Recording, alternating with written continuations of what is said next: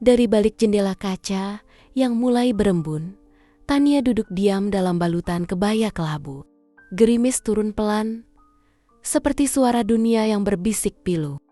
Di kejauhan, tanah merah di belakang rumah itu masih lembab.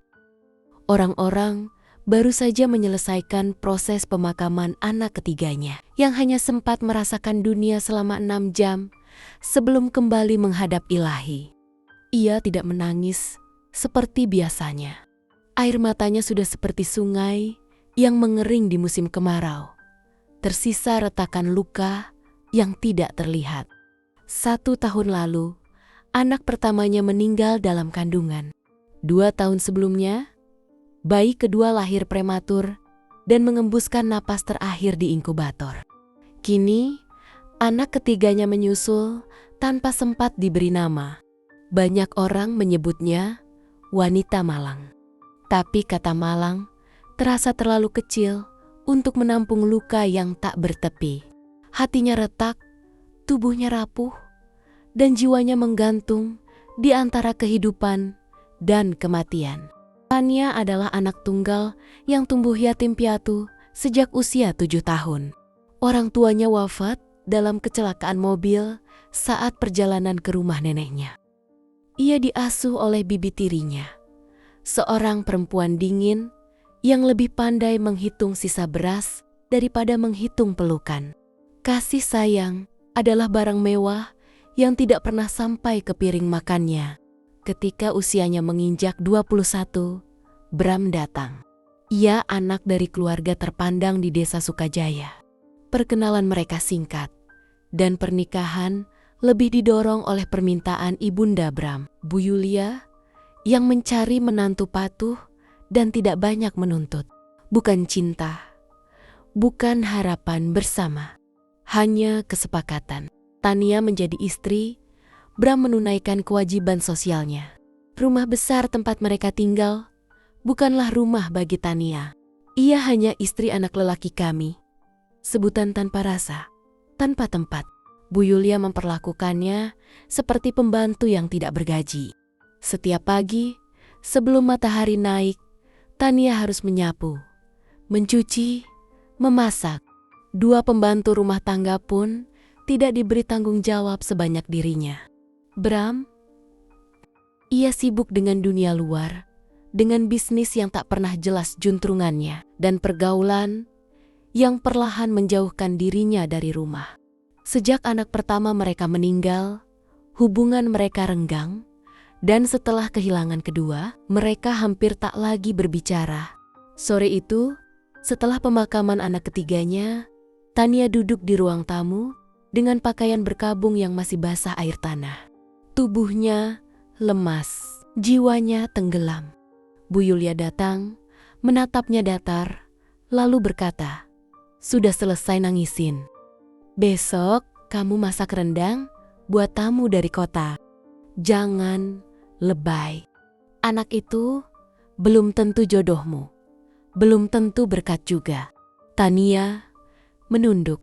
Air matanya jatuh, tak terbendung. Tapi mulutnya diam. Ia tahu, di rumah ini, suara perempuan hanya boleh terdengar jika sedang meminta maaf atau menuruti perintah. Beberapa hari kemudian, Bram pulang. Bukan membawa pelukan atau kata penghiburan, melainkan rencana kepergian. "Aku mau pindah ke kota. Ada perempuan yang mau bantu buka usaha. Dia ngerti pasar," ujarnya santai, seperti bicara tentang cuaca. Tania mengangkat kepala.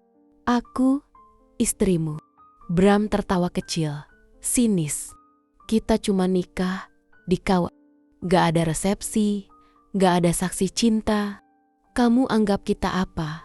Hari itu juga, ia pergi. Tidak menceraikannya, tidak juga menengok ke belakang. Pesan-pesan Tania tak pernah dibalas. Teleponnya tenggelam di garis tak bertuan. Rumah besar itu semakin dingin. Bu Yulia semakin sering melontarkan cemoohan. Dan Intan, adik perempuan Bram yang masih tinggal di rumah, Meski telah menikah juga, ikut-ikutan menghina. Suatu malam, saat selesai membersihkan dapur, Tania pingsan. Tubuhnya terlalu lemah. Ia sadar di ranjang sempit, diselimuti kain tipis, dengan semangkuk air putih di meja. Hanya Bu Mirna, pembantu tua yang penuh welas asih, yang masih menganggapnya manusia. Hari-hari berikutnya berjalan seperti hukuman tanpa akhir. Tania tetap bangun pagi, tetap membersihkan, tetap melayani. Meski tubuhnya mulai ringkih, meski batuk-batuknya semakin sering, ia pernah mencoba berobat ke puskesmas. Tapi hanya diberi vitamin dan anjuran istirahat. Istirahat yang tidak mungkin ia dapatkan. Di sekian malam, setelah kepergian Bram, Tania duduk di atas sajadah usang, tempat ia biasa menyampaikan segala kesedihannya kepada Sang Pencipta. Malam itu, ia tidak mampu lagi berdoa dengan kata-kata. Ia hanya beristighfar dan berharap nyawanya padam bersama api lilin yang perlahan mengecil. Pagi harinya, Bu Mirna menemukannya tergeletak di lantai kayu. Wajahnya pucat, tubuhnya dingin. Tania telah tiada. Tanpa satu pun anggota keluarga yang tahu, tanpa seorang pun yang peduli. Tidak ada tahlilan, tidak ada bunga, tidak ada air mata dari keluarga. Hanya Bu Mirna lah yang mengurus jenazahnya, membungkus tubuh kurus itu dengan kain kafan terbaik yang ia miliki, dan menggali makam di samping bayi Tania.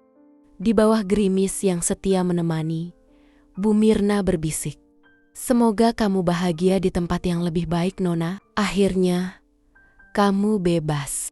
2 bulan kemudian, berita kematian Tania akhirnya sampai ke telinga Bram. Bukan dari ibunya, bukan dari adiknya, tapi dari seseorang yang tak sengaja bertemu Bu Mirna di pasar. Saat mendengar kabar itu, Bram hanya diam. Ia mencoba tertawa, menyangkal, tapi di dadanya seperti ada yang runtuh. Malam itu, ia mencari-cari foto Tania, membuka pesan-pesan lama Tania yang semuanya belum terbaca. Ia membaca satu persatu.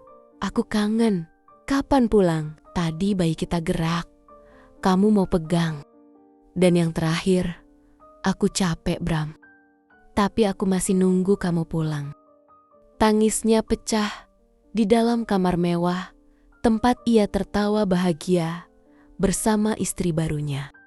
Tapi semuanya terlambat. Ia bergegas kembali ke rumah ibunya, berdiri di depan makam kecil yang mulai berlumut, membaca nama-nama yang bahkan belum sempat dituliskan di akta kelahiran. Menatap nisan sederhana bertuliskan Tania binti Syamsuddin, istri yang dilupakan. Ia jatuh berlutut, tapi tak ada ampun untuk orang yang tidak pernah pulang, yang hanya mengenal cinta saat cinta itu telah pergi dan tak kembali. Dan gerimis pun mulai turun, seolah langit memberitahu ada beberapa penyesalan yang memang ditakdirkan untuk tidak pernah mendapat pengampunan. Selesai.